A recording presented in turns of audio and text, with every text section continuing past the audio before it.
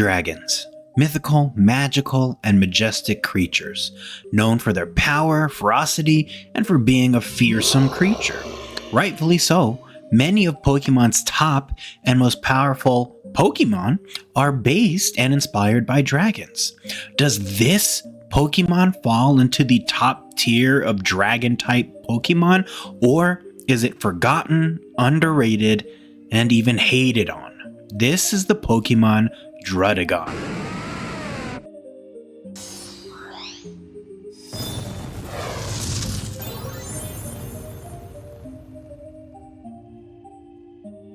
Found typically in warmer climates near or in caves and caverns is the cave Pokemon Druddigon.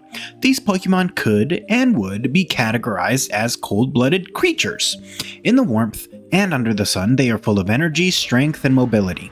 However, when the temperatures cool, this Pokemon becomes more and more immobilized, seeking refuge and safety in caves.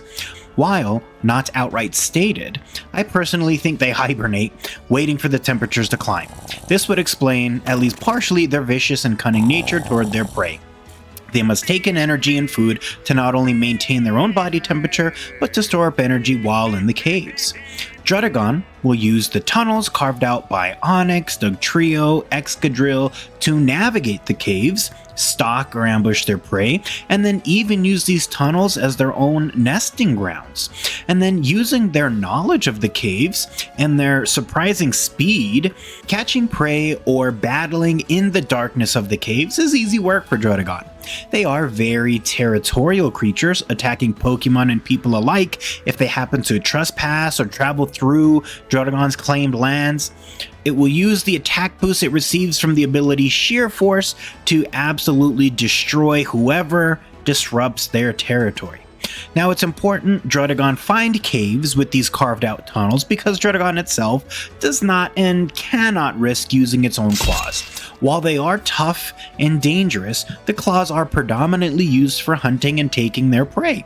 If damaged, their ability to successfully hunt is decreased drastically. That's not to say that their claws are the only thing that make this Pokemon formidable, because it's not.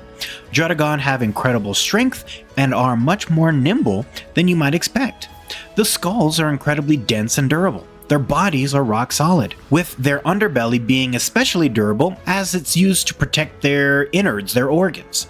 And their skin is rougher and tougher than sandpaper, causing damage to anything that touches it or is touched by it, hence the next ability, Rough Skin. Their colors, while not necessarily used for camouflage, can be used for mating purposes or establishing dominance between competing males. It seems to have built-in teeth into its skull. Now, this is something unique and would be due potentially to their rock-like nature of skin, right? That would make their teeth incredibly powerful. It gives Druddigon the advantage of holding their prey still and cutting straight through them, even if they have like armor-plated skin. But now, let's talk about those wings. No one has witnessed Druddigon use their wings for flight, meaning they are more than likely vestigial appendages. Since they require sunlight to stay energized and have found themselves near or in caves more often, large wings would be a detriment. Now, the wings are mainly used for sunbathing purposes to regulate their own body temperature. I'm sure they could also be used for balance purposes or even weapons in battle. I'm also thinking maybe they can be used to glide through the air if it needs to jump from a high place. Although this one might be a stretch as they are fairly thick mons and the wings are pretty lackluster to say the least. Now, in the anime and the flavor text of the games and in the cards, Druddigon is seen as a formidable foe. It uses incredible strength, nimble maneuvering to outclass the opponent. However, in competitive play, it has found itself more in the PU and NU tier. Yes, it can serve as a tank, it can be used as a pivot Pokemon, or even a solid stealth rocker with the ability Mold Breaker. But it's easily outclassed and even destroyed by Fairy and Ice type moves. And then, don't be fooled by their description of being nimble.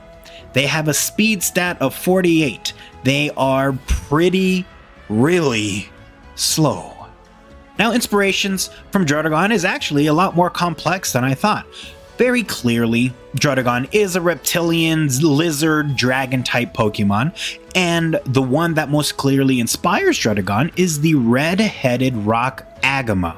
Just a glance at these vibrant lizards, and your mind makes an instant connection to the spiky cave dragon Pokemon. Its overall appearance and inclination toward cave-dwelling behavior also seem to resemble a European-type dragon. Additionally, the red or crimson color of Druddigon's head might allude to the crimson dragon on the Welsh flag. To further prove this point, Druddigon's Japanese name is Crimgon, literally meaning crimson dragon, and crimson or red dragon in Welsh is Thraig Goch, which looks similar to the name Druddigon. Again, referencing Druddigon's reptilian dragon-like features, it's easy to see the resemblance to gargoyles seen throughout Europe. They have basic wing structures, a hunched over back, really spiny bodies, and a rock-like appearance. And Druddigon is typically known to be rock solid. This is further backed by the fact that Druddigon becomes immobilized or frozen when cold, becoming still as a rock or still as a gargoyle. Their teeth built into their skull can pull inspiration from several different creatures. There is a more prehistoric fish known as the Dunkleosteus, which is a massive fish that had a bony helmet and teeth built right into the skull. The agamids, the chameleons, and the tuatara lizards also have very similar features.